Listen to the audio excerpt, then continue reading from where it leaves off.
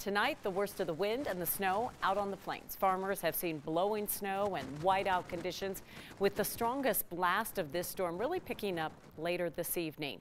And 9 News reporter Jordan Chavez is in Keensburg. And Jordan, you would think this would be a really bad thing for the farmers. They're actually saying it's okay. Yes, the snow that stings your face and all. Kim, you weren't kidding last night when you said that wind was going to be the narrative of this storm today. This is actually the calmest we have seen it since about 6 o'clock this evening, and it's still pretty strong out here, but blustery conditions and all. Farmers, like you said, they are welcoming it because of what it means for their crops.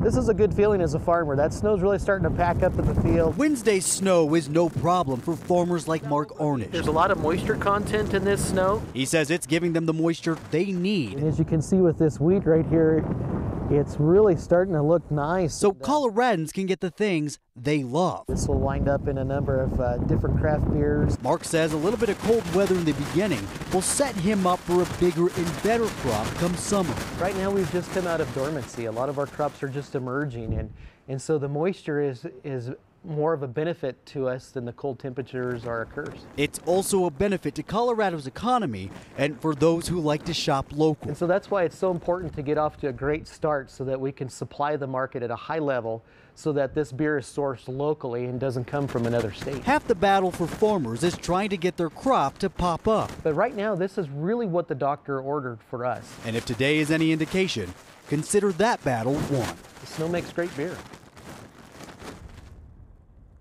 Of course, too much of anything can be a bad thing. Mark says that after this, they will need a prolonged period of warmer temperatures, preferably in the 60s or 70s. And Kim, I don't think after today with the snow and the wind that anybody else is going to argue with that. We all want to bring on those warmer temperatures, Kim. Oh, yeah. Well, a little bit of both is always good. So it sounds like really the worst of it may be over, but we're glad to hear that there is some good with all that snow. Thanks, Jordan.